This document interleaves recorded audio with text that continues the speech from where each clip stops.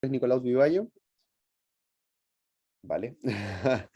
Mi nombre es Nicolás Vivallo, yo soy egresado de la Universidad de los Andes, egresé el año 2018 y el año 2019 en el proceso acorde entré a la etapa de destinación e información, que somos los médicos EDF o como antiguamente se conocían los médicos generales de zona, ¿ya?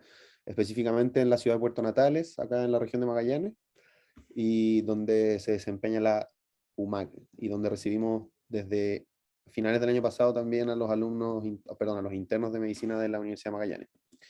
Muy a gusto que pasen con nosotros.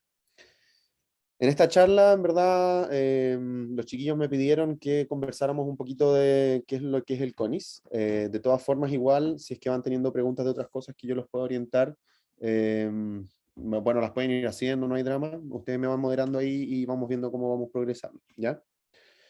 Entonces, ahí está. El CONIS significa Concurso Nacional de Ingreso al Sistema Nacional de Servicios de Salud, ¿ya? ¿Qué es básicamente es eso? Es un concurso que se hace por única vez en el año, ¿ya? Y lo organiza la Subsecretaría de Redes Asistenciales, ¿vale? El espíritu de este concurso en el fondo es ser la principal vía de entrada que hay para los médicos generales a programas o conocidos como becas en el fondo de formación, de alguna especialidad, y para entrar a la EDF, que es la etapa de destinación y formación, o para ser médico general de zona, que es lo mismo. Ahí les pongo artículo 8 porque el artículo 8 es en el fondo dentro de la ley EDF o de la ley 19.664 que regula como a los médicos, digamos, en el servicio público. Es como la vía, es el artículo que especifica que el CONIS es la vía para ingresar, ¿ya? ¿Cómo es el proceso para postular? Bueno, el proceso para postular cambió desde que yo, en algunas cosas, desde que yo hice mi postulación el año 2018-2019, porque en ese momento, en un mundo pre-COVID, como ustedes pueden ver en la foto, se hacía un concurso que era presencial. Por eso de ahí el llamado, lo que se llama llamado a viva voz, ¿ya? Y de hecho antiguamente era aún más diferente, o sea, cuando no existía el internet y todas esas cosas, lo que se hacía era que se hacían las postulaciones de una forma muy similar a las que la hacemos nosotros, se publicaba en el diario de circulación nacional, digamos, que eso en el fondo es lo que dice también los llamados a concurso, digamos, en los manuales del servicio público, y la gente estaba súper pendiente de ver como qué ranking salía, qué sé yo, y todo, y iban todos a esta misma instancia, que es algo muy similar a lo que se ve en la foto, en un hotel o en algún lugar, y se paraba una persona en un escenario a llamar a viva voz a la gente que estaba ahí por ranking, ¿ya? Entonces, el espíritu ha seguido siendo el mismo, pues en el fondo se trata de generar una instancia que sea nacional, en la cual puedan participar todos los médicos que sean egresados que cumplan con ciertos requisitos, que lo podemos comentar más adelante, y en el fondo busca en el espíritu de la ley dar igualdad de oportunidades a todos los que quieran optar a estos programas que ya les comenté, ¿vale? En el fondo un poco como para evitar el que seleccionen gente a dedo, qué sé yo, y todo eso, para poder ingresar a estos programas. Hoy en día, con el mundo y la pandemia, ha cambiado, digamos, un poco el sistema. Ya no se hace de forma presencial y ahora se hacen de forma online, en una plataforma que habilitó el ministerio. Y la verdad es que, bueno, ha tenido un despegue más o menos turbulento, de acuerdo a lo que hemos visto, pero finalmente igual ha funcionado y se ha hecho, digamos, ha venido a modernizar algunos procesos que en verdad ya hacía falta que se modernizaran. Entonces, igual, dentro de todo, no hay mal que por bien no venga, digamos. El CONIS, en el fondo, el espíritu de esto está todo, bueno, el alma de esto y el cuerpo y todo está explicitado en este documento que ustedes pueden ver ahí, que es una resolución exenta, ¿vale? Que aprueba las bases para el proceso de selección de médicos cirujanos para el ingreso a la etapa de destinación y formación de la ley 19.664 y el concurso para las becas profesionales, ¿ya? Si ustedes se fijan, en este año fue la resolución exenta número 291 y se emitió el 21 de marzo del 2022. En general existe como un antes y un después en el proceso moderno, por decir así, no remontado a la época en la que era en el diario, qué sé yo, sino que como que dividámoslo en pre-COVID y época COVID, en la que había ciertos EDFs que tenían unas bases que eran distintas a las que están rigiendo ahora. Entonces ustedes si se meten a la página, porque todo esto se publica en la página del ministerio, puede que encuentren un archivo que dice como bases para personas como que que ingresaron antes de, no me acuerdo qué fecha del 2017, y para personas que ingresaron después de esa fecha. Y eso fue porque las primeras bases tenían algunos, digamos, algunos rubros así como que eran extrañas y como que las fueron cambiando. Y en verdad, cada cierto tiempo van cambiando y agregando cosas y como que ahí va a depender, digamos, año a año de lo que se vaya haciendo. Pero igual, de acuerdo a las cosas que hemos intentado ir como negociando, ya de a poco se van como tratando de sentar las bases como con más anticipación, porque igual no es justo que de un año, como por ejemplo, no sé, que podía pasar, que salieran las bases de ese año y que dijeran como ya, justo a partir de este año no van a contar tales puntajes y uno ya pasó los 7 años y ya buscó los puntajes y ya los tiene y es como, no, pues no puedo quedar tirado. Entonces eso como que está tratando de cambiarse en el fondo y de avanzar hacia algo mejor en ese sentido. Vamos a ver un ejemplo igual aquí de lo que dice la resolución. Entonces, en el fondo, para que lo sepan, si hay una sola cosa que es importante respecto al CONIS, es este documento, ¿vale? Son las reglas y son las que dicen así como receta de cocina qué es lo que hay que hacer y lo que en el fondo cómo optar a lo que ustedes están buscando, que es ingresar o al EDF o ingresar a las becas. De hecho, les quiero mostrar, o intentar mostrar. Mm, mm, A ver, ya. ¿Se ve, cierto? ¿Alguien que me diga algo? Sí, ¿Sí? se ve el Sí, documento. Ya, súper. Entonces, este es el documento, si ustedes se fijan, bueno, viene un montón de cháchara jurídica al principio, que dice como desde dónde emana como el poder del Estado para poder aprobar este reglamento. ¿Vale? Que son como todos estos terceros, cuarto, quinto, sexto. En el fondo ahí dice resolución 2 puntos y apruébanse las siguientes bases, qué sé yo, que es el concurso completo, ¿ya? Eh, es súper importante, bueno, hay los anexos que vienen, qué sé yo, cuál es la normativa en la que se basa todo esto. Digamos que es súper importante saber y que ustedes lo sepan, que a partir de que ustedes entran a la beca o entren a trabajar como médicos en el sistema público, principalmente, pues si entran en el privado, en verdad, y como que no. Lo que los va a regir es la ley 19.664, ¿ya? También hay otras cosas que son, por ejemplo, el estatuto administrativo, la ley 15.076, el decreto, el DFL, decreto fuerza de ley número 1 del ministerio, qué sé yo, todo eso. Ahí está, cuando uno se sale al mundo y dice como, chuta, ya, ¿cómo me desempeño yo como EDF o cómo me desempeño yo como becado? Siempre que uno quiera buscar una respuesta, uno tiene que ir a donde está aquí esta parte que dice artículo 3 normativa, y ahí están como todo, de dónde emana todo lo que nos rige cuando entramos en esos procesos, ¿ya? Eh, es súper importante. Aquí marqué yo unos puntos igual que eran súper importantes. Eh, por ejemplo, en el tema del postulante, tiene que ser un médico, digamos, que puede ser titulado y egresado a una escuela de medicina, que se encuentre en el proceso, o que se encuentre en el proceso de titulación. Por ejemplo, para el concurso de este año es y que haya egresado entre el 1 de enero del 2020 hasta el 31 de diciembre del 2021. ¿Por qué es importante esto? Porque en general siempre hay que fijarse que para el proceso en el que yo voy a concursar, eh, la fecha de titulación que tenga, valga la redundancia, mi título, caiga dentro del rango de fechas que me permitan las bases, ¿ya? Por ejemplo, si una persona egresó el 10 de diciembre del 2019, no podría postular, digamos, en este proceso, ¿ya? Porque cae fuera, digamos, de este rango.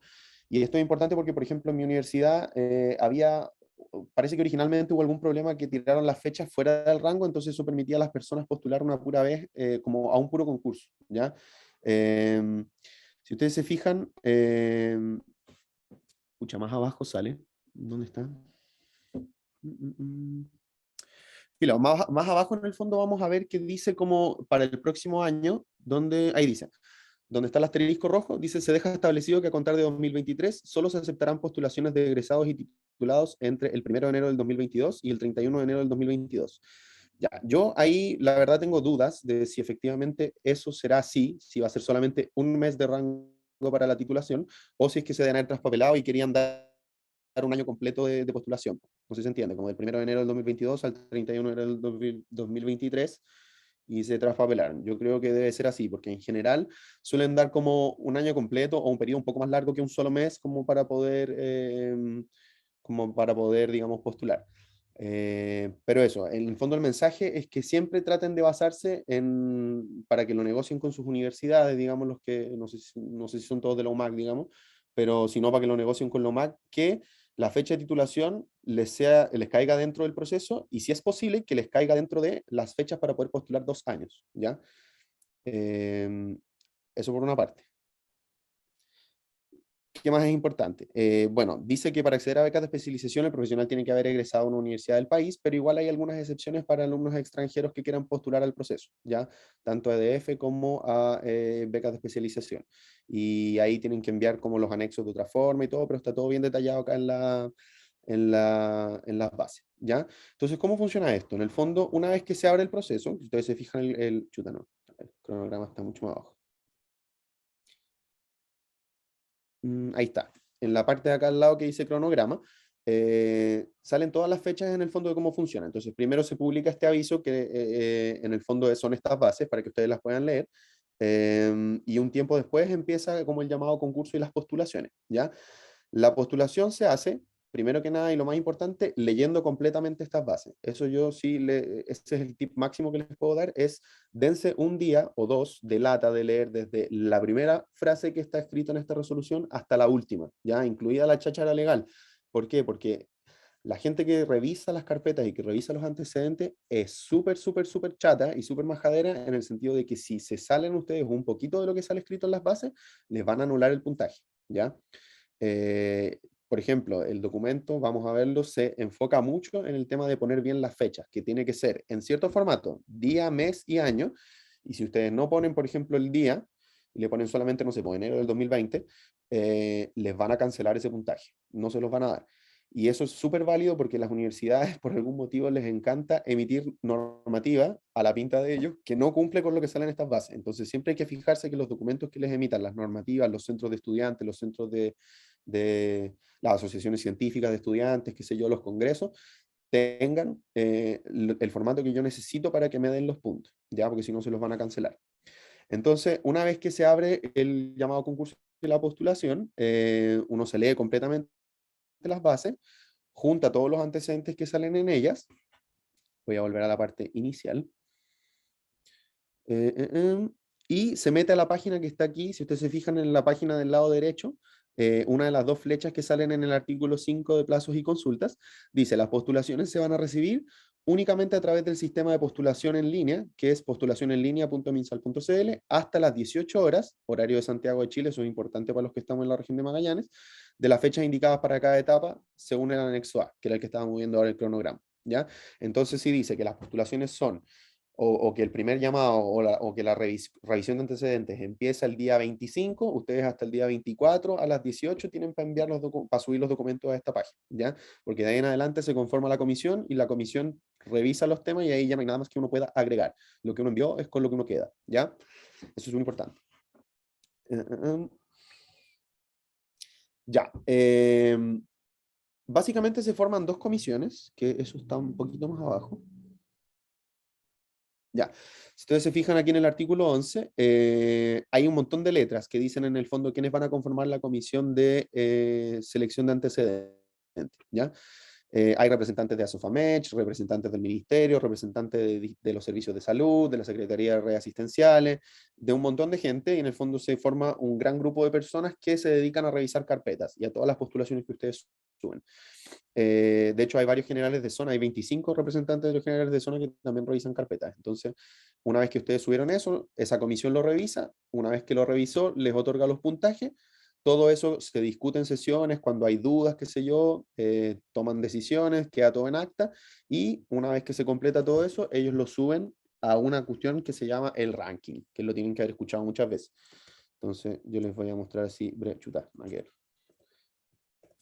brevemente, algo así, ¿ya? Eso es lo que se publica. En general, las primeras publicaciones no se hacen en orden. Ya, si ustedes se fijan, aquí está ordenado, digamos, por el puntaje más alto para abajo, pero las primeras publicaciones lo hace el folio, o en base, digamos, a otros órdenes que no es el orden real, digamos, como de más alto a más bajo. Y ahí uno tiene que buscarse, digamos, y ver si es que está como todo ok. Y ahí uno va buscando, si en el rubro 1 cuántos puntos me dieron y si eso calza más o menos con los puntos que yo había cachado, porque si no, tengo que meterme a revisar qué fue lo que pasó para poder hacer una apelación, ¿ya? Eso es súper importante. Entonces, una vez que publica mi puntaje, yo digo, chuta, mi puntaje no era lo que yo esperaba. y en general te mandan una justificación, po. En el rubro tanto, su trabajo de no sé qué no fue aceptado porque, no sé, po, no tenía la fecha y el año como que correspondía, ¿ya? Entonces uno dice, chuta, ya, voy a tratar de conseguir un documento aclaratorio y ahí viene la comisión de apelación, que es la misma comisión que la que selecciona los antecedentes, ¿ya? Entonces, la comisión que revisa las carpetas, además es la comisión de apelación, a la que yo le escribo un documento que también está dentro de las bases y le digo, chuta, ¿sabe qué? Esto que usted me canceló en verdad no está mal cancelado porque en el fondo está bien hecho, qué sé yo, y aquí tengo un documento como que aclara que la fecha que yo puse en verdad sí es la fecha y que en verdad me equivoqué solamente en que me faltó ponerle el día. Y ahí la comisión puede resolver aceptar o no aceptar, ¿ya? Si la comisión no acepta la apelación, esto va al tiro, esa comisión, perdón, se llama no de apelación, me equivoqué, se llama comisión de reposición, ¿ya? Y la comisión de reposición, si ellos no aceptan esa reposición que hacen ustedes, se va a otra comisión que esa es la comisión de apelación, ¿ya? Que está conformada por otras personas y que también sale precisado en las bases quiénes son. Y es como la segunda instancia de reclamo y ellos son los que, digamos, se dedican a revisar si es que, o sea, qué pasó con la reposición y por qué no fue aceptada, qué sé yo, son un poco como la Corte Suprema de esto. Entonces, si al final ellos ven esto y están de acuerdo con la gente y definitivamente deciden no entregarle el puntaje, ahí ya perdieron y están hasta el LOL y no les van a entregar nada, ¿ya? Pero en general puede que les vaya bien si son bien argumentativos, qué sé yo, y todo eso. Lo que sí es importante es que cuando uno manda los documentos no puede faltar nada, ¿ya? Porque si falta algo, ellos no aceptan que uno le agregue documentos nuevos, solamente documentos aclaratorios. Ahora, en una parte de acá sale cómo contactar a la comisión. Ahí abajo de la segunda flecha de la página de la mano derecha dice todas las consultas sobre los rubros a evaluar en este proceso o funcionamiento de la plataforma se mandan a ese correo que funciona de tal hora a tal hora, bla, bla, bla. De hecho, en los años anteriores había un teléfono. Yo les recomiendo que si tienen alguna duda con el proceso cuando les toque, se contacten con la gente. Ellos contestan, son súper abiertos y en el fondo resuelven problemas a veces incluso más allá de lo que salen en las bases. Por ejemplo, en mi año pasó que yo apelé, mentira, mandé mis documentos, apelé a, no me contaron unos trabajos, apelé y la comisión de reposición, o sea, hice la reposición, no la apelación, perdón, y la comisión de reposición lo revisó y dijo como, ah, ya, le vamos a contar este trabajo que no le habíamos contado, este otro definitivamente no se lo vamos a contar, pero revisando los otros trabajos dijeron como que le cayó a uno y dijo como, no, sabéis que este tampoco me parece que sea bueno, entonces lo eliminó nomás. Y ahí me quitaron más puntos de los que me deberían haber quitado, pues yo dije, pero ¿cómo puede ser? No es justo, digamos, que como que eso no está contemplado en las reglas, porque yo me había leído las bases, entonces yo sabía que eso como que no debería hacerse, digamos. Y yo contacté a la comisión y les dije, y qué sé yo, y al final igual aceptaron como una pseudo reposición en la otra comisión, que es algo que en teoría no se puede hacer, pero yo les recomiendo que siempre hay que llorar hasta el final, o sea, siempre hay que ir hasta la última, digamos, para poder resolver todas las dudas, ¿ya? Eso es súper importante. Entonces, el artículo 7 hay que leerlo completo porque ahí salen todos los requisitos, ¿ya? Si sale alguna cosa con la que uno no cumpla, por ejemplo, no sé, pues no di la UNACOM, no voy a poder postular, ¿ya? O si reprobé la UNACOM, tampoco voy a poder postular, ¿ya? ¿Qué más? Bueno, en el fondo sale también cómo hay que presentar todos los antecedentes, que tienen que ser con las fechas, qué sé yo, todo el cuento, como les decía, con los formatos, en qué tipo de documentos, cuánto tienen que pesar los documentos, todas esas cosas. Y no nos vamos a meter en ese detalle, digamos, porque no, pues qué lata. Pero eso, respecto a cosas así como tips importantes de estas cosas, ¿qué son las cosas que me van a evaluar? Pues qué es lo que podemos ver ahí en rubros de criterios de evaluación. Como ustedes se podían fijar en la presentación, hay 5 grandes rubros en el fondo que son los que nos van a dar el puntaje, ¿ya? El rubro uno y que es el rubro que me imagino que les han dicho desde que entraron a la carrera, que da más puntos, es la calificación, ¿ya? La calificación médica nacional. Antiguamente uno tenía que hablar con la universidad y pedirle que te dieran como un concentrado las notas y con eso calcular hasta la segunda décima, qué sé yo. Hoy en día cambió. ¿Por qué? Porque además a ese rubro le agregaron o le quitaron parte del puntaje para destinárselo a la EUNACOM. No sé si los más chicos sabían, pero desde ahora, desde este proceso, el puntaje que uno saca en el EUNACOM influye en la calificación del rubro uno, ¿ya? Uno puede sacar hasta 6 puntos si es que saca un 100% de aprobación en el EUNACOM, ¿vale? Y el resto de los puntos, digamos, que faltan para llegar a 62, si no me equivoco, uno los saca, digamos, de la calificación normal. Eso es súper importante para que no voten el EUNACOM como antiguamente se solía hacer. Pues uno decía, como ya filo no estudio para el EUNACOM, lo doy nomás y chavo lo paso y sería. Ahora ya no sirve eso, ¿vale? Ahí uno podría decir como ya, pero son 6 puntos. ¿Qué tanto son 6 puntos? Bueno, es harto. Y ahora les voy a mostrar en el fondo un poquito para que cachen que hace mucho la diferencia. Eh, Eso, me salté, no me salté nada. Entonces, una vez que están los puntajes, digamos, asumamos que leyeron bien las bases, enviaron bien los documentos, digamos. eh, Perdón, me interrumpí. Estábamos hablando de los rubros. El rubro 2, como les decía, eh, son los ayudantes alumnos, digamos, los programas de ayudantía, que me dijeron ahí que había algunas dudas con las ayudantías, las podemos conversar. El rubro 3 son los trabajos científicos que uno presenta, que pueden ser publicados o en revista o, digamos, en congresos y en ese tipo de cosas. El rubro 4 son las prácticas de atención abierta, que hoy en día ya no existen, y las horas de práctica internado de atención primaria, que eso incluye también prácticas en fundaciones no gubernamentales sin fines de lucro, ¿ya? Que eso es súper importante, y los cursos de capacitación y perfeccionamiento que tengamos, ¿ya? Todo eso, como ustedes vieron, nos va a sumar puntos y nos puede dar un máximo total, si es que yo soy perfecto, de 70 puntos. Ese es el puntaje perfecto, ¿ya? Y eso. Ahí, como ustedes se pueden ver, salen los rubros definidos, como cuáles son los puntajes que dan, qué sé yo, todo el tema. Entonces, una vez que usted, ahora sí, volviendo con la presentación, una vez que ustedes envían, digamos, todo y se los revisan, publican los puntajes, primero uno provisorio, uno repone, después el segundo provisorio, se van las comisiones de apelación y después sale el puntaje definitivo, que es el que ustedes están viendo ahí. Y viene con, que ese fue el de mi año, ¿vale? Entonces, ahí sale cuándo es el primer llamado viva voz, digamos, ese año fue el 1 de febrero del 2019, fue en el Hotel Gran Palace en Santiago. Los que estábamos en el ranking entre el 1 y el 1300 ingresábamos a las 8 y del 1301 al 1697 a las 14:30 horas, ¿ya? Y qué es lo que hay que llevar. Yo aquí les marqué, no sé si se va a ver, ahí sí, ya. Si ustedes se fijan, les marqué a Rodrigo Ignacio Barrera Morelli en el puesto número 364, ¿ya? ¿Por qué? Rodrigo Barrera era compañero mío, ya es compañero mío, él es EDF hoy en día en el hospital de Pitrufquén.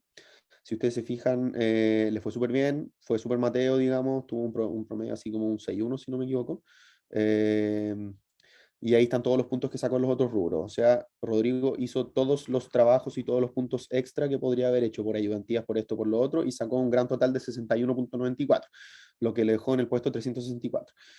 ¿Y por qué es importante Rodrigo Barrera? Porque, si ustedes se fijan, ahí estoy yo, estoy en el puesto 403, ¿ya? Mi única diferencia con Rodrigo Barrera fue que yo tuve 0,25 puntos menos en el rubro de los trabajos, ¿ya? Se fijan, hasta la nota era la misma, 53,94, él también tenía. La única diferencia fue 0,25 puntos, lo que da una diferencia de 39 puestos, ¿ya? Entonces, si bien es verdad que la calificación es lo más importante, es decir, que les vaya bien de primero a séptimo es súper importante, pero lejos lo que más va a marcar la diferencia es que ustedes traten de hacer toda la cantidad de puntos extra que puedan, ¿ya? Si pueden juntar todos los puntos extra, júntenlos. Eso debe ser como, bueno, además de que les vaya bien, ese debe ser como el objetivo principal. Juntar todos los puntos extra porque eso les va a marcar mucho la diferencia. Yo tenía compañeros en mi año que eran súper secos de mi generación y que de promedio tenían en promedio 6,5, qué sé yo, 6,6, les había ido increíble, pero no tenían ningún punto extra y quedaron más abajo que yo en el ranking, ¿ya? Em, bueno, y ahí en el fondo, un poquito más abajo, detallo a otra compañera que de hecho ella es un ejemplo de eso. Danisa hoy en día es compañera mía en el hospital de Puerto Natales, somos los dos médicos generales de zona, entramos juntos en este proceso. Ella quedó, como ven ustedes, un poquitito más abajo, unos 23 puestos.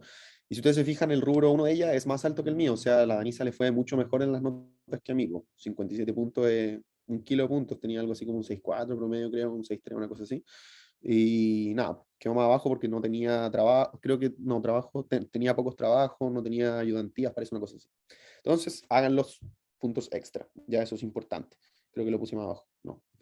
Ya, y después lo que hacen, una vez que ya están las posiciones, digamos, los puntajes definidos, también publican esto, que ustedes ven enfrente de ustedes, ya que son las listas de plazas o de becas que hay disponibles. Todos los años, los departamentos de formación de los distintos servicios de salud se dedican a revisar en el fondo cuántos EDFs salieron, cuántos EDFs entraron, cuántos becados salieron, cuántos becados entraron y cuántos centros formadores posee el servicio, y habla con las universidades y en el fondo informan al MinSal cuántas plazas de becas y cuántas plazas EDFs tienen disponibles para financiar ese año, ¿ya? Las plazas o la cantidad de ellas va a estar determinada por varias cosas, pero principalmente por la capacidad formadora de los centros, ya en el caso de las becas, y en gran medida por el presupuesto que tenga cada servicio de salud, ¿ya? Eso es súper importante que ustedes lo tengan claro. Cuando ustedes ingresan a la beca o cuando ustedes ingresan a una beca no autofinanciada, digamos, yo estoy hablando de las becas MinSal, o cuando ustedes ingresan al EDF, la persona que está adquiriendo su alma con su consentimiento, porque ustedes están optando a eso, es un servicio de salud. O sea, no sé, vos, por ejemplo, si yo quisiera tomar el 155, que es medicina de urgencia en la Universidad de la Frontera, para desempeñarme o para formarme en el hospital de Temuco, con devolución en el mismo hospital de Temuco, por 6 años, yo lo que estoy haciendo en el fondo es que yo estoy eligiendo venderle mi alma al Servicio de Salud Araucanía Sur por 6 años como becado primero y después como especialista para devolverlo, como urgenciólogo, ¿ya?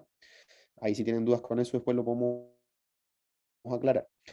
Eh, lo mismo pasa con las plazas CDF. En el fondo publican cuál es la región, cuál es el servicio, cuál es la comuna donde está, el establecimiento, cómo se llama, el nivel de dificultad, ya que eso en el fondo la letrita que tiene ahí al lado significa puntaje para los que estén interesados en EDF. Mientras más cerca de la A esté la letra de su establecimiento, más puntos les da, ¿vale? Eso. Y en mi año, por ejemplo, yo, si ustedes se fijan ahí, en Magallanes había en varias plazas, pues había en Cabo de Horno, o sea, en el hospital de Puerto Williams, había en el hospital de Porvenir, y había en el de Puerto Natales y había en Punta Arenas. Yo tomé una de las 4 plazas, digamos, que había para el hospital de Puerto Natales, ¿vale? Para poder haber hecho eso, en el fondo lo que significó fue que 402 personas antes que yo no quisieron tomar esas plazas, entonces cuando llegó a mí ya estaba disponible y yo podía tomar. Mensaje importante, puntos extra. No puedo clarificarles, o sea, no puedo remarcarles más lo importante que es que hagan todos sus puntos extra, ¿vale? Eso es súper importante. El proceso del CONIS y de elegir, digamos, qué hacer es un proceso súper agobiante porque hay que juntar un montón de documentos, hay que juntar en una fecha determinada. En general, las universidades no siempre sacan, o las sociedades científicas, qué sé yo, no siempre sacan sus documentos a tiempo, o no los envían, digamos, a tiempo, o las fechas están mal, o los formatos no calzan, qué sé yo, todas esas cosas, y pucha, genera mucho estrés, genera muchos problemas. Todos estábamos con diarrea, digamos, en esos días y estaban todos de mal humor y nadie se veía porque estaban todos ocupados. Pero al final todo pasa, ¿ya? Eso es súper importante y uno llega y uno puede elegir si es que uno es Mateo y uno se leyó bien las bases y uno se apoya con los compañeros.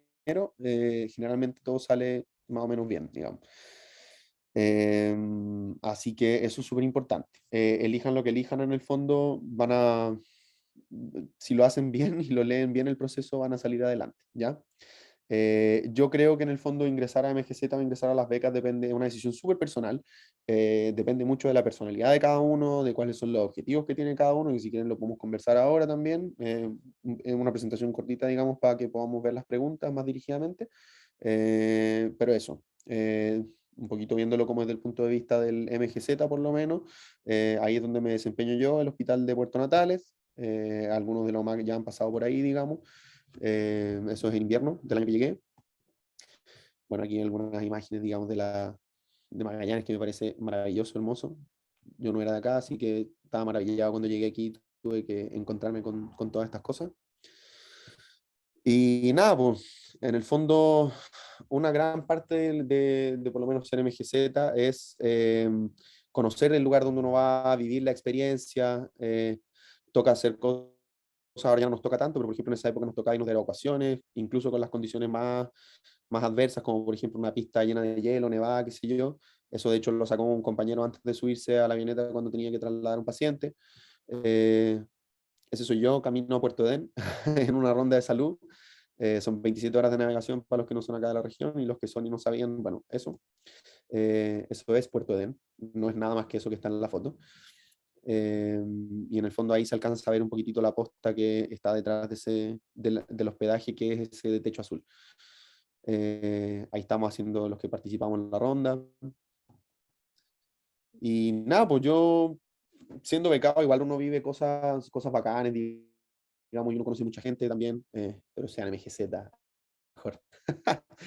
Se pagan distintos cursos, digamos, hay una celebración del Día del Médico. Nada, eso es el primer día del resto de sus vidas. Harta camaradería, buena onda, en fin. Dejo el espacio entonces. Si quieren hacer preguntas, bienvenidos sean. Bacán. Muchas gracias por esa charla tan clara. Entonces voy a leer algunas de las preguntitas que estaban en el Forms. Dale nomás. Bueno, igual algunas de esas ya se respondieron, así que voy a ir a las otras. Ya, primero, Nasira Ande. ¿Cómo se hace la carpeta para CONIS si ahora es online? Todo lo de la habilitación. Ya. Nasira, espero que esté. Si no está, bueno, para el resto. Como les decía yo, en las mismas bases que estuvimos revisando un ratito, sale en la parte número 3, en el artículo número 8, donde hay que enviar todas las cosas, ¿ya? Que es la página postulacionenlinea.minsal.cl, ¿ya? Cerca del concurso ellos la habilitan, digamos, y uno ahí se mete, digamos, y sale todo bien colocado, digamos, cómo hay que ir subiendo las cosas. Pero la receta de cocina, como les decía yo, paso a paso está escrito en las bases que se publican ese año. Pues. Sale, digamos, cuál es el título que tiene que tener por rubro, qué documento es, todos los anexos vienen en las bases y si no, están en la misma página de postulación en línea. Eh, y hay que en el fondo saber leer bien nomás y no tener buena comprensión de lectura. Si tú lees bien eso, lo haces a conciencia y sale como sale bien ahí. En la misma página se van subiendo todos los documentos y después uno le coloca como finalizar o entregar mi carpeta y ahí ya se da por cerrado, digamos, el tema, que es hasta las 18 horas del día anterior, como lo vimos nosotros. Eh, Eso principalmente. Igual, después, una vez que ya quedó eso listo, digamos, puta, se me fue la idea, pero en el fondo eso. Tenéis que fijarte lo que sale en la postulación en línea y entregar ahí el documento. Creo que preguntó también por el tema de las habilitaciones en las universidades, creo que va para allá, ¿o no?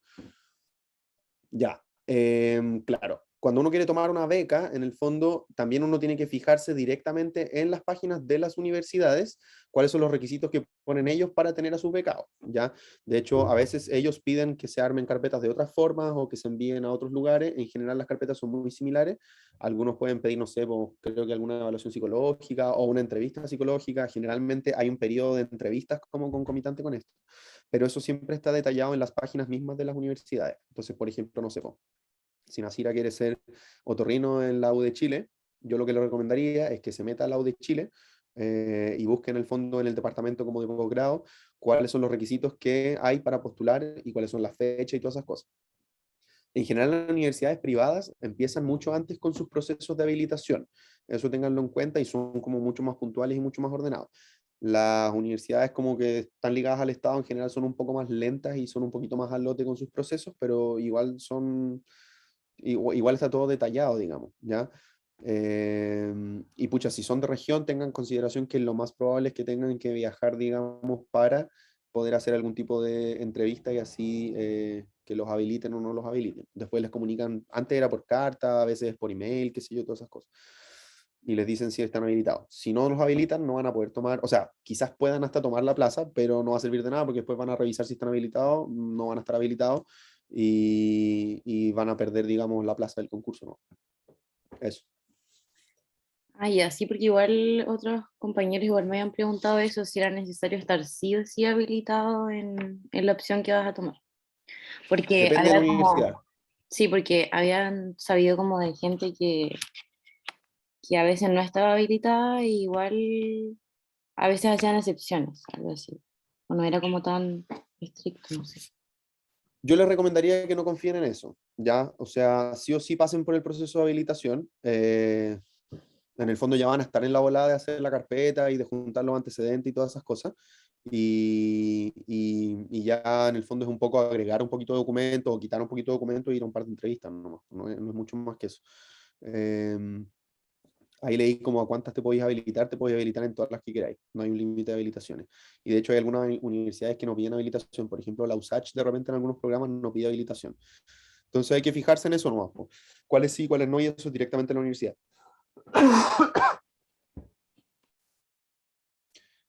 Vale de valor, nada. Según yo, no cuesta plata habilitarse. Ah, no, mentira. Hay algunas universidades que sí te cobran por postular, pero la verdad ahí también tenéis que verlo en cada una de las universidades, no sabría decirte. Eh, caro, así como 200 lucas, no. Pero sí, no sé, pues creo que algunas universidades cobran como 50 lucas. No sé por qué en mi cabeza tengo que la de Chile cobraba 40 o la Católica, no sé, alguna cosa así, pero eso tenéis que verlo en cada universidad, insisto. Lamento ahí no poder darte una respuesta más uniforme. Sí, por ahí también en Eh, el chat las preguntas. las voy leyendo de ahí del chat, O o sea, me vas diciendo tú. yo tengo las del Forms, pero por mientras podemos darle prioridad a los que están en la charla, sí o sí. Ya, pues súper. Ya, a ver, creo que este año se cambió y ahora se lo puede postular un año al CONIS. Bueno, sí, antes se podía postular 2 años y tenía que hacer eso, po, como que tu fecha de titulación fuera como justo cayera en tal fecha para que pudieras postular en dos procesos, ¿ya? Pero la verdad, claro, ahora va a ver cómo se comporta la cosa, porque si cambió, bueno, ahí mala suerte, no, va a ser una pura postulación. En todo caso, hay más vías de ingreso a las cosas, ¿ya? Esta no es la única, está la opción de autofinanciada, está la opción de estudiar afuera, está la opción, digamos, de hacer Cone-apps, hay otros procesos. Entonces, no desesperarse si es que ya están en séptimo y les fue como el mazo todo el año. Eh, ¿En qué consisten las prácticas de atención abierta? Ya, para los que somos viejos, antes del 2017, creo que eso sí es parte de lo que venía antes del 2017, si tú ya tenías cuarto año cursado, tú podías ir a hacer una práctica, literalmente era eso, que era generalmente autogestionada, es decir, tú te buscabas dónde ir dentro de una lista, digamos, de establecimientos y te ibas a hacer una práctica por cierta cantidad de tiempo, ya que lo máximo de puntaje que te daban eran 160 horas. Para darte un ejemplo, lo que hice yo fue que nos conseguimos una práctica con unos colegas en el hospital de Pucón. Entonces hicimos práctica en la urgencia, nos fuimos el verano, estuvimos en Pucón, y hicimos 160 horas, lo pasamos la raja y nos dieron puntaje. Eh, la práctica creo que tiene que ser no remunerada, si no me equivoco. Bueno, es que ahora ya da lo mismo, porque si no son viejos y no la hicieron ya antes del 2017, ya no les va a contar. Entonces eso era una gran opción que teníamos y que ahora ya no existe. Ahora solamente se puede hacer internado de atención primaria o esto de las organizaciones sin fines de lucro que les comentaba yo. Y que por lo demás, fíjense bien, porque tienen que ser organizaciones sin fines de lucro que tengan por lo menos 3 años inscritas en el registro de prestadores, o sea, perdón, de este tipo de organizaciones que lleva el registro civil. Entonces hay que leerse bien las bases ahí para que no vayan a ser, digamos, a una ONG que fundó su abuela, digamos, y que no esté inscrita en esta cuestión, porque no les va a contar el puntaje, ¿ya? ¿Cómo se realiza el cálculo de puntaje para postular a las especialidades una vez que uno ya es EDF? Ya. Bueno, la charla que yo reciclé en el fondo hablaba de eso, pero hay un proceso exactamente igual a este que estamos viendo ahora. Se publican unas bases que son exactamente muy similares, lo único que cambia es el contenido, pero es la misma cuestión. De hecho, también es en postulación en línea, se suben los documentos, hay un llamado viva voz, qué sé yo todo, pero en vez de tener 5 rubros, tenéis 10 rubros, ¿cachai? Que en el fondo lo que más importante es, o lo que más puntos te da, es la cantidad de años que estés en el siglo. Ya los EDFs médicos, porque también hay EDFs dentistas, podemos quedarnos un máximo de 6 años y un mínimo de 3 años en el proceso, ¿ya? Para postular a una beca que tiene que tener la mínima cantidad, o sea, la misma cantidad de años de duración que el proceso que uno cursó ya. Voy a clarificar eso un poquito. Por ejemplo, si yo quiero entrar a medicina interna, que dura 3 años generalmente en todas partes, yo necesito estar por lo menos 3 años en el ciclo de DF, ¿ya? No puedo, bueno, es que con 2 no se puede postular, pero por ejemplo, neurocirugía dura 4 años, ¿vale? Si yo postulo al tercer año de neurocirugía, yo cursé menos años que lo que dura la especialización, entonces como que no, incompatible. A veces lo aceptan, pero lo que pasa ahí es que cuando te dicen, ya yo te lo acepto, anda, hazte la beca de neurocirugía neurocirugía, pero después me tenéis que venir a devolver un año como neurocirujano que te quedó para llegar, digamos, a ese delta. Entonces, como te decía, resumiendo, lo que más da puntaje es la cantidad de años que permanezcas, eso da muchos puntos. Después, en el fondo, la plaza, la letra de la plaza que tenga la dificultad, si eres médico único, si es que hacís trabajos de investigación, si es que hacís trabajos comunitarios, si es que hacís docencia, si es que hacís cursos de capacitación o de especialización, como diplomados, magísteres, qué sé yo, o cursos básicos, qué sé yo, todo eso te da puntaje. También hay unas bases ahí que las puedes revisar que se buscan como concurso médicos EDF y ahí salen como bases del concurso médicos EDF y ahí está todo detallado. Eh, es muy difícil tomar una beca siendo EDF, así como limitadas. Mira, no es por quebrarse, ajá, y ni tampoco para hacerle propaganda al EDF, pero generalmente la proporción de becas para los EDF es mayor que la proporción de becas que hay para los becados CONIS. Si ustedes se fijan, en el año que yo postulé éramos 1.607, si no mal recuerdo, y habían menos becas, ¿ya? Muchas menos becas. En cambio, la agrupación MGZ, que es una de las grandes diferencias que tienen como con los recién egresados, que nosotros estamos agrupados al alero del colegio médico, entonces tenemos un poquito más de ñeque para poder pelear por nuestros derechos, qué sé yo, y todas esas cosas. Entonces, siempre nuestra agrupación está negociando con MinSal para tratar de que la proporción de becas a EDFs que postulan sea unos a uno. Es decir, que si ese año todos los EDFs que postularon quisieran tomar algo, todos tengan el derecho a tener una beca, por decirlo así. Entonces, en general, eh, ¿es muy difícil tomar una beca siendo DF? No, no es muy difícil. Ahora va a depender de lo que queréis. Pues si queréis dermato en la católica, vais a tener que quedarte 6 años. Te adelanto, ¿ya? Pero si queréis, qué sé yo, medicina interna en la Chile, o no sé, cirugía en la Austral, con 3 4 años en una plaza C, incluso hay gente que entra, digamos, con plazas D o E, puede ser que vaya bien, ¿cachai? Va a depender mucho de tu año también, pero yo te diría que es bastante, no, no es difícil, ¿ya? Ahí Karin dice, respecto a esta nueva fecha de postulación, al parecer uno puede hacer la postulación el mismo año de egreso, ¿no? Por ejemplo, si todo sale bien, yo egreso en octubre de este año, es decir, podría postularse en el proceso 2023 y no 2024, ¿cierto? Porque antes uno podía darse un año. Claro, eso es lo que yo no tengo la duda. Yo sé que antes existía el mecanismo o el subterfugio como legal, leyendo la fecha que salía escrita en las bases para poder postular 2 años. Pero no sé si se va a repetir este año. No tendría como decirte, hay que fijarse en las bases nomás. Yo te recomiendo postula y por último anda cachando y que alguien pregunte ahí en el mail que salen las bases, como el otro año se va a poder postular a 2 procesos, qué sé yo, preguntar no hay engaño, digamos, y ahí te van a clarificar si se puede o no y cachar nomás, po. Y si no, como te digo, si queréis tomarte un año igual, no sabéis qué hacer, pucha, hay otras opciones, como te decía, ¿ya? ¿Cuándo salen las plazas de EDF? ¿Pre o post es una com? ¿Cuánto tiempo dan entre la publicación de este y el llamado viva voz? Eso varía mucho. Varía mucho porque no depende directamente del MinSal, depende de cada servicio de salud, ¿ya? Y en general, los servicios de salud a veces puede que lo entreguen hasta 3 días antes, 2 días antes. Yo me acuerdo que en mi año entregaron las listas como de plazas y becas disponibles 3 días antes del concurso, o sea, del llamado viva voz, ya con los puntajes publicados y todo el cuento.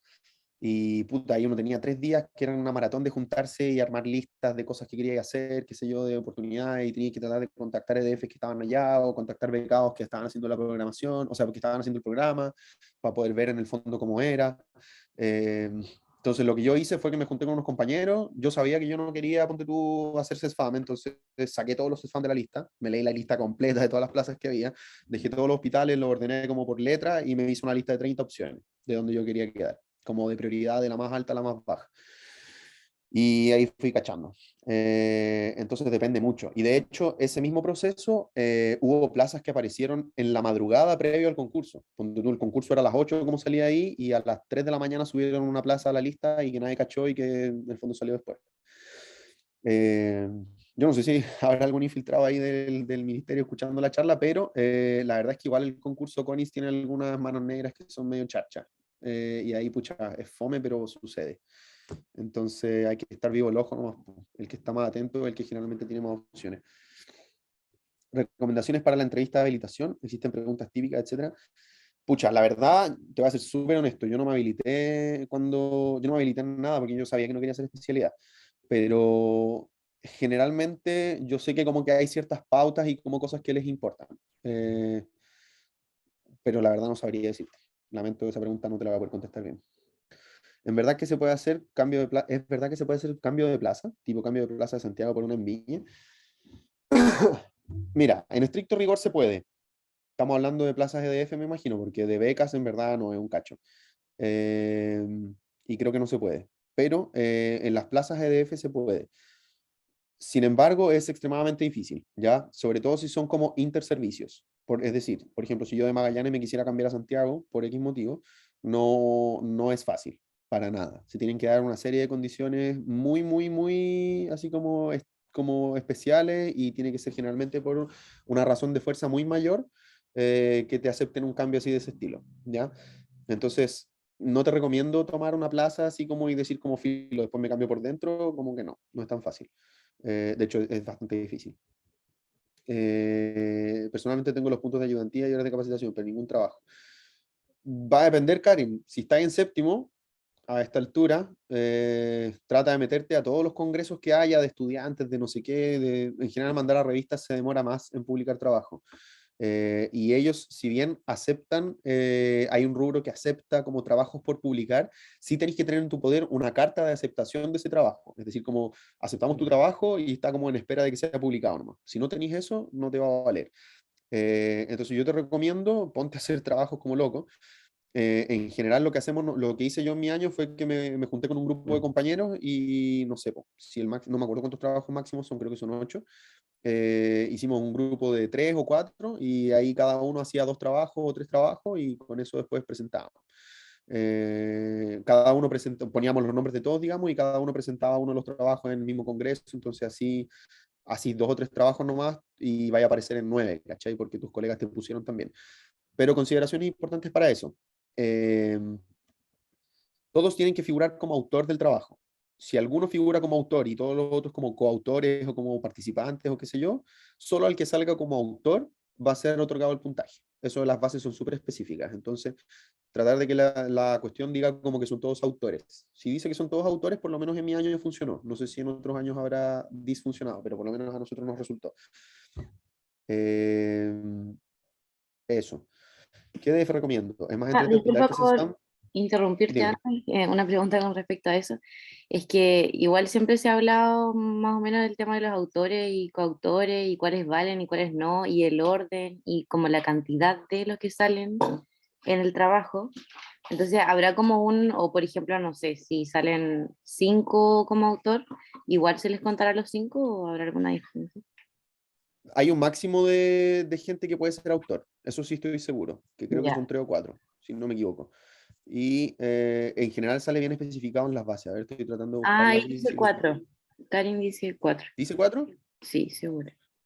Espera, deja ponerme ahí yo en el rubro y lo vemos al toque. Mm, mm, mm.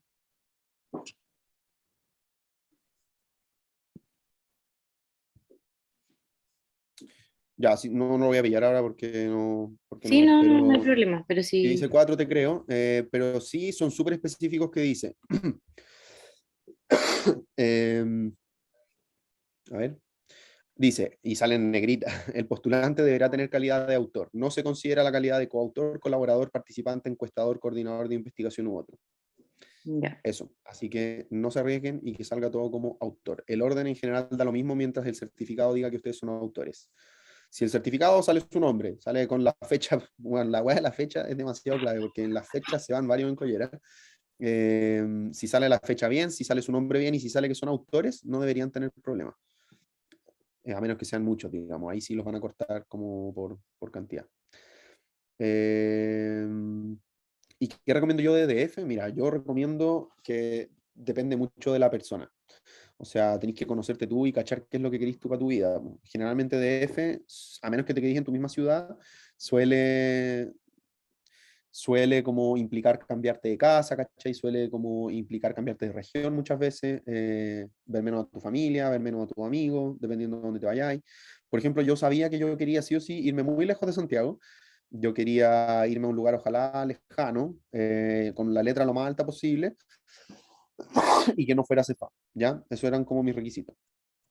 Pero eso es porque soy yo, ¿cachai? Yo lo que te recomiendo es, ve qué especialidad quieres hacer, porque son especialidades más cotizadas como la médico-quirúrgica, entiéndase, dermato, oftalmo, otorrino, vaya a necesitar tus puntos. Entonces, búscate una plaza que te dé la posibilidad de hacerte la mayor cantidad de puntos. Y eso es conversando directamente con la gente que se desempeña en esos centros, ¿ya? Ahí la agrupación te puede ayudar, pues tú busca el Instagram MGZ Chile Oficial y ahí puedes mandar un mensaje en el fondo y pedir que te hagan algún contacto, alguna mano con alguno de los delegados que estamos en las distintas regiones y podemos darte más información como dirigidamente. Pero sí, te recomiendo como piensa en tu vida primero, ¿ya? O sea, yo podría decirte como, ya, me voy a ir a una plaza en Isla Dawson porque hay un CESFAM que atiende a 10 personas y voy a ser médico único y voy a tener todos los puntos porque voy a ser además el director de la posta, qué sé yo, y todo el cuento, pero va a ser una mierda, vaya a vivir en Isla Dawson donde no hay vuelo, no hay ni una weá, ¿cachai? Vaya a estar aburrido, no vaya a tener a tu amigo, no vaya a tener a tu familia, no vaya a poder hacer nada, entonces si te gusta carretear y te vas a un lugar donde no hay carrete, penca, ¿cachai? Si te gusta, no sé, po, mucho la montaña y te quedas en la ciudad, fome, ¿cachai? Busca algo que sea como compatible contigo. Si decís las cosas como feliz y estás contento con lo que estás haciendo, lo más probable es que va a ser más fácil que logres tu objetivo último, ¿ya? Si no, todo va a ser una mierda, voy a tirar licencia todo el rato. Eh, dice, en caso de... a ver, no, sí. En caso de elegir la plaza de F, ¿por qué guiarse? Lo mismo que te dije recién. Fíjate como en tu vida, como qué esperáis tú de tu vida, ¿cachai? Y trata de contactarte con la gente como para saber si la plaza es buena, si la plaza no es buena, si el ambiente es bueno, si el ambiente no es bueno. Hay gente que francamente te va a decir, ¿sabes qué? Bueno, no te vengáis para acá, porque estamos pasando por un pésimo momento, no sabemos si va a ser una plaza segura, ¿cachai? En general somos súper francos, como que no tratamos de engañar a nadie, porque no nos conviene tener a gente engañada en los centros, porque al final esa gente se va, pues, ¿cachai? Entonces, infórmate directamente con la gente de los lugares que más te tinquen de acuerdo a tu personalidad y el estilo de vida que quieres llevar. En caso de seleccionar una plaza de DF en el primer llamado, se puede renunciar a esta posteriormente para poder tomar una beca, que por X motivos queda disponible en el segundo llamado, se puede. Uno puede tomar plaza o puede tomar beca y puede renunciar dentro del periodo de renuncia que sale en el cronograma y con eso uno queda libre para tomar plazas que se vayan como al repechaje en el segundo llamado a viva voz. Y de hecho, las bases, si ustedes las leen bien, contemplan hasta un tercer llamado a viva voz en caso de que después del segundo todavía sobren plazas. Pero eso es como más discrecional. El segundo se hace sí o sí, ¿ya? Y sí, pues tú puedes renunciar siempre y cuando renuncies dentro del periodo de renuncia. Si tú no renuncias dentro del periodo de renuncia y vas con tu plaza tomada, no vas a poder tomar plaza en la segunda, ni beca tampoco en el segundo llamado. O sea, aquí no hay pájaro en mano, te la jugáis. Eh, eso. Y también una vez que uno está en el proceso, tanto en la beca como en el EDF, uno también si se arrepiente puede renunciar. Sale especificado ahí en las bases que yo les dije, cuál es el procedimiento para hacerlo, cuáles son los requisitos, pero hasta el sexto semestre, que en el fondo sería el tercer año, creo, no. Puede ser, sí, una cosa así, o hasta el tercer semestre. Hasta el tercer semestre uno puede renunciar. Y si uno renuncia, dentro de esos 3 semestres, uno tiene que pagar, digamos, una multa, por decir así, pero uno puede volver a postular al CONIS como una segunda oportunidad, por decir así. ¿Ya? Entonces, fíjense bien ahí como en las bases, cómo es el mecanismo de renuncia, sale escrito en las bases, bien, bien especificado, y así van a saber en el fondo cómo es el tema. Si el tema de las platas, en el fondo, una vez que estén en su beca o una vez que estén en su EDF, pueden cachar en el fondo ahí los pueden orientar mejor como cuánto les va a costar y todo ese cuento. ¿Ya? Sacaron Rapa Nui como EDF, tenía esa ilusión, pero no la he visto hace años en las plazas. Eso puede ser porque no se han liberado plazas nomás. O sea, Rapa Nui igual es una plaza que se pelea. Es una plaza que igual tiene sus características de dificultad, ojo, ojo ahí, porque está ahí súper lejos, si viene un hospital en el fondo en el que tenéis que ser súper autosuficiente, porque a veces no podéis evacuar pacientes, no es lo mismo que estar en un hospital que tu centro de derivación está a media hora, ¿cachai? Pero puta, bueno, estáis viviendo en Rapa Nui igual. Yo creo que igual yo la tomaría si saliera. Eh, pero ahí tenéis que, no, si no está, es porque en el yo sé que hay EDF en Rapa Nui y eso debe ser porque no han abierto plazas nomás. Eso. Puta, la ansiedad es inevitable, súper inevitable. Todos la tuvimos y todos la van a tener de aquí en adelante. Así que tranquilidad, todos pasamos por eso y después tú le vas a aconsejar a gente que va a pasar por lo mismo, lamentablemente. Y la vida sigue y siempre hay opciones. Siempre, siempre hay opciones. Uno puede congelar el EDF como por problemas personales. Congelar el EDF no se puede. eh, hay dos opciones, o lo lleváis a cabo o renunciáis. Pero eso, no hay otra opción. Eh, bueno, viviste ahí. Ya, filete. Sí, pues ahí yo lo que te recomiendo es contáctate directamente con el hospital. Ahí en general te van a dar toda la información y te van a decir si conviene o no conviene, etcétera.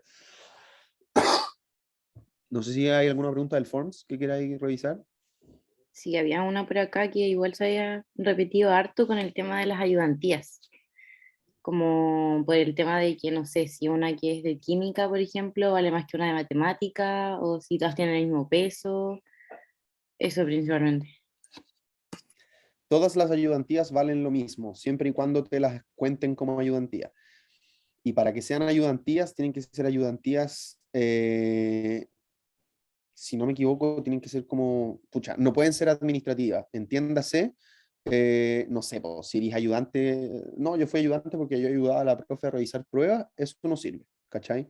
Tiene que ser una ayudantía como clínico-académica, por decir así, ¿cachai? Como que tenéis que en el fondo participar de alguna manera más que solamente, no sé, pues yo ayudé a organizar un curso, ¿cachai?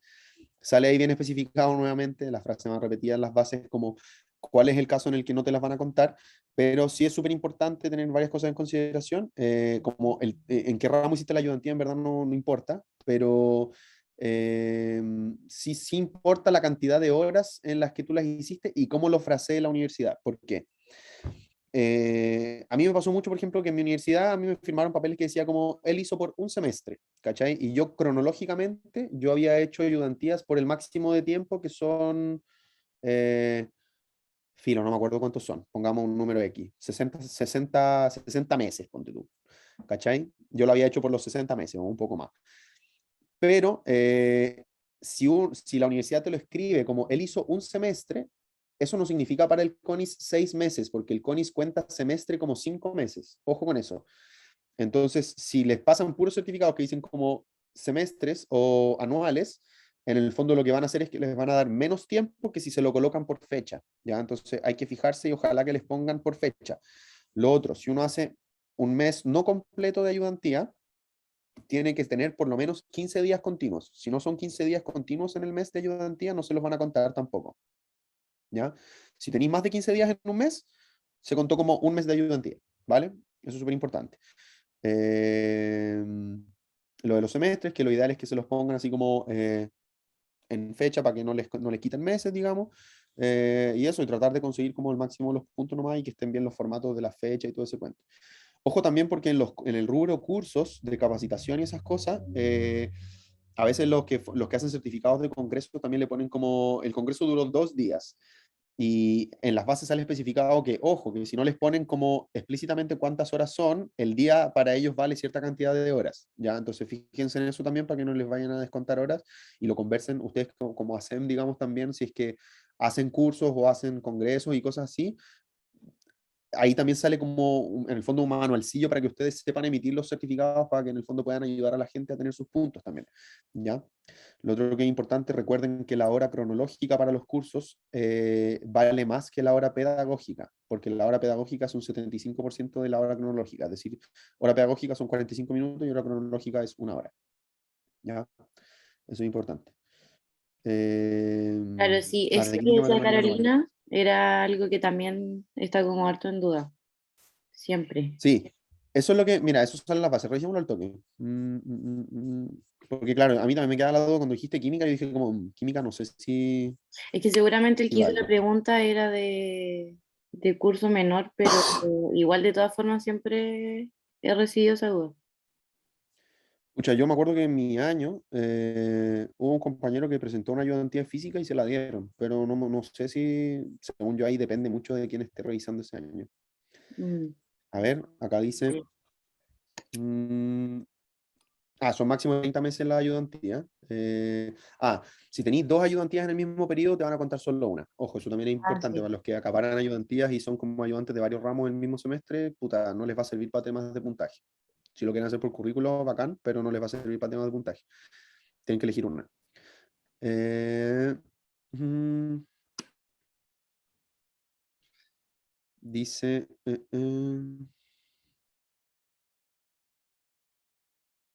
Dice, no se considerará ayudantía en la participación de actividades administrativas no académicas, ni de representación estudiantil. Según yo, sí valen las de química y de matemática, pero no vale lo que yo te decía, pues no vale si es que fuiste, no sé, pues el suche del profe que le traía café, ¿cachai?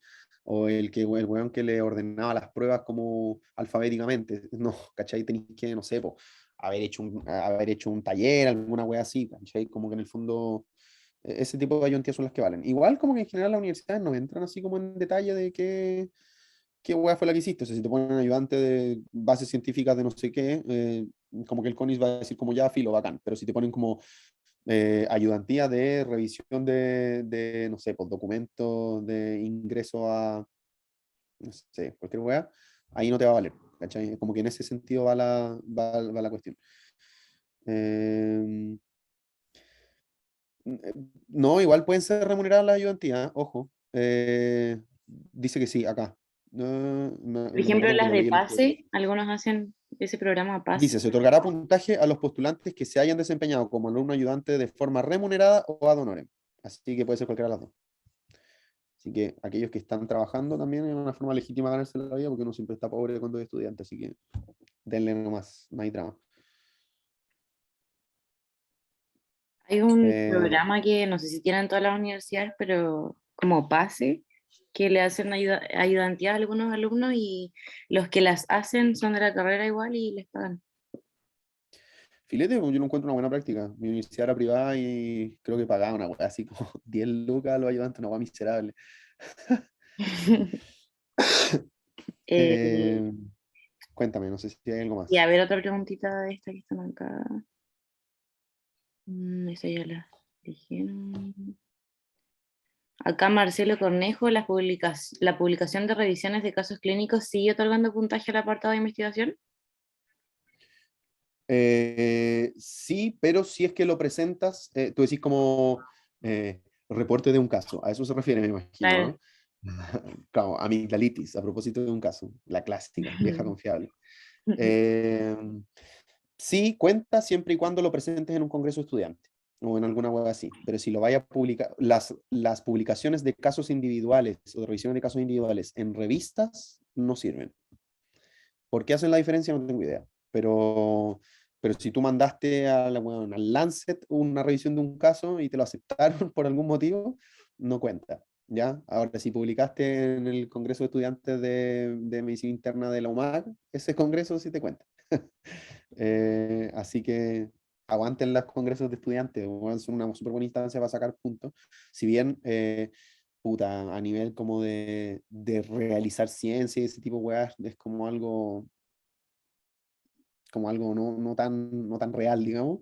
Puta, de algún lado se parte, ¿cachai? Por último, ya estáis demostrando un interés, ¿cachai? Ya demostraste la capacidad de hacerlo, quizás más adelante seas investigador. Siempre hay un primer pasito, po, viéndolo así. Pero, ojo con los puntos, porque en publicar casos en revistas no cuenta. Eso. Ayuda, dice. ¿Cómo lo hago para contactarme con los becados? En mi caso es una U distinta, además se encuentra en otra región. Puta, las universidades en general en sus páginas tienen como foros de contacto. Eh, Eso, o la otra es que tengáis algún contacto así como directamente como de eso, como de alguien que esté en ese hospital y como que pueda hablar con alguno de ellos. La otra que puedes tratar de hacer es, así como nosotros tenemos una agrupación que es MGZ Chile, hay una agrupación que se llama Residentes Chile, que son todos los becados que están devolviendo sus becas en su periodo asistencial obligatorio, ¿ya?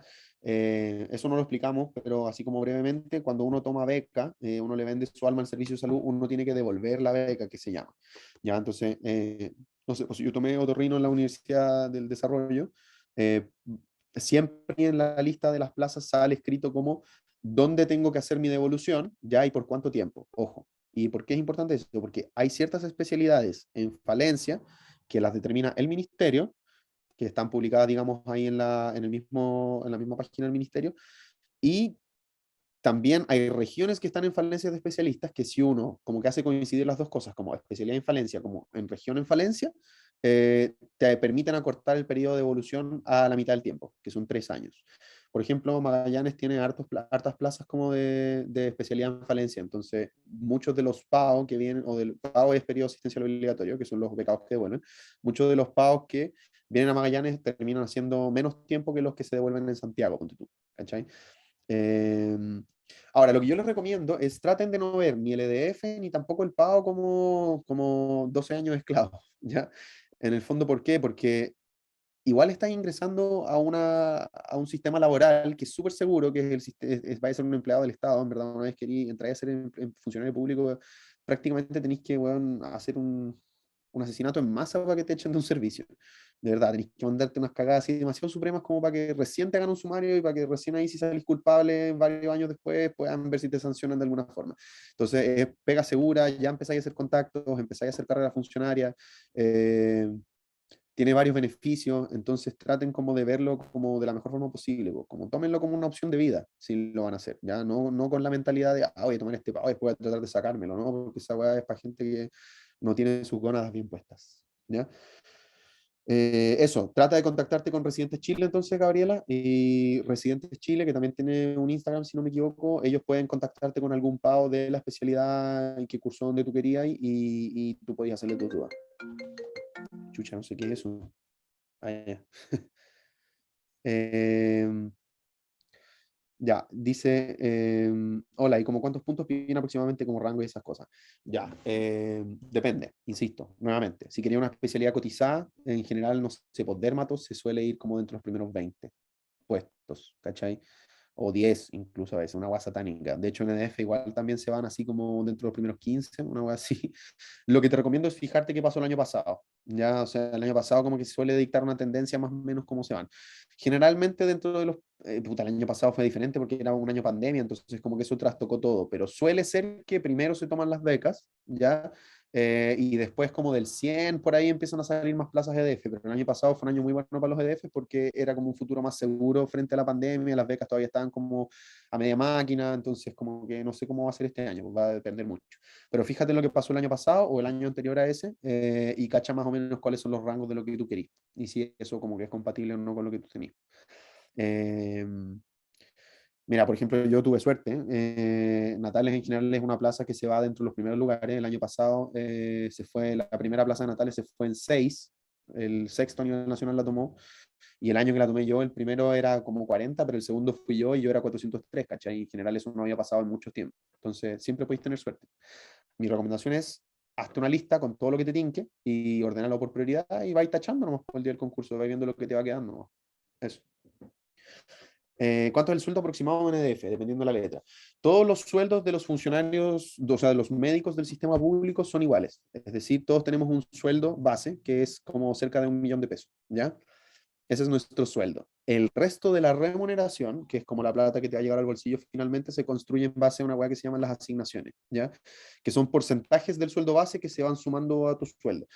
Y eso depende mucho del lugar a donde te vayáis. Por ejemplo, no sé, un EDF urbano en Santiago, en general va a tener asignaciones que no van a ser tan poderosas, porque está en Santiago, ¿cachai? Está bien ubicado, está cerca de tus centros de referencia, no son plazas muy complejas, entonces las asignaciones son más bajas y en general, no sé, pues ganan algo así como alrededor de los 2 palos. Y varía como si es que, no sé, pues tú llegáis eh, hacer turnos, ¿cachai? Estas cosas, como que te los pueden pagar extra. Si hacís, por ejemplo, más de 5 turnos, o si hacís 5 turnos al mes, te dan una asignación extra que si no hacís ninguno, ¿cachai? Como que todo eso va dependiendo mucho. Pero en general es como del palo 8 2 palos, como los EDFs que ganan menos, hasta EDFs que pueden ganar 3,5 millones, 3,800,000, de ahí para arriba. También dependiendo de cuántos años lleváis, pues si lleváis 3 años, hay una bonificación que se llama el trienio, que es la asignación de antigüedad, que te aumenta a los 3 años el sueldo un 34%, ¿ya? Son 350 lucas, 360 lucas directo al bolsillo. Y al sexto año de nuevo sube a un 47%, qué sé yo, y así hay una escala que está definida en la ley. Eh, el becado va a ganar harto menos. No sé cuánto, pero gana harto menos plata, pero va a ser especialista antes, entonces, bueno, de especialista ya le irá mucho mejor. Cuando después uno pasa a ser especialista como empleado, como en PAO, te pagan como especialista, no te cagan y te mantienen así como infinitamente con sueldo de becado, ¿cachai? Entonces, en general, ahí aumenta harto el sueldo de los PAO. ¿Qué más? ¿Los turnos se pagan aparte? Sí. Los turnos te los pagan de esas dos formas que te explicaba, pues te pagan con una asignación de turnos, que en el fondo, si es que así 5 turnos, son como un 25-27% extra, o sea, son como 250, 170 lucas más, pero te pagan la hora extra per se, ¿cachai? Pero la hora extra de los EDF vale callampa, vale 5 o 6 lucas, una cosa así. Entonces, en un sapo vaya a ganar mucho mejor, digamos, que haciendo turno de EDF, pero puta, es parte de la responsabilidad. En la mayor parte de los lugares donde hay urgencias o algo, te van a contratar como en tu contrato va a estar indicado de que tienes que hacer, digamos, turnos, qué sé yo, y ahí está cagado y te van a pagar eso. Y ahí no hay nada que hacer, no hay como llorar porque eso lo define la ley. ¿En qué número suele acabarse la beca de cirugía, medicina familiar? Puta, en general sobran. Sobran becas de cirugía y sobran becas de medicina familiar. Depende de dónde, sí, pues si queréis tomar en la Cato, eso se va a ir mucho antes, o si queréis tomar en la Chile, se va a ir mucho antes que si queréis tomar, qué sé yo, no sé, pues bueno, es que no quiero decir nada para desprestigiar a nadie, pero bueno, en la Universidad de Chuchunco, ¿cachai?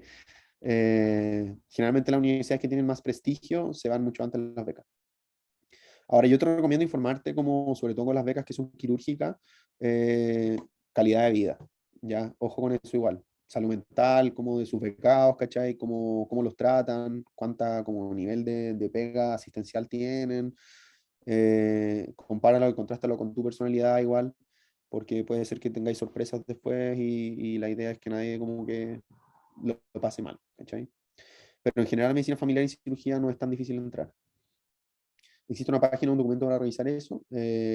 Sí, pues, en las páginas del MinSal tenéis que buscar como concurso CONIS del año tanto, concurso CONIS del año tanto, y ahí te van saliendo como quién tomó o qué plazas se tomaron y en qué número en esas épocas. ¿Cachai? Eso.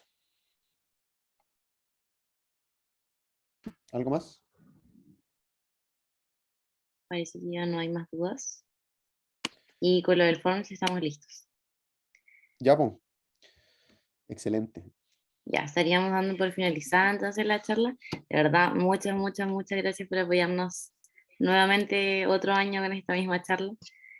Y de verdad, un aporte, totalmente.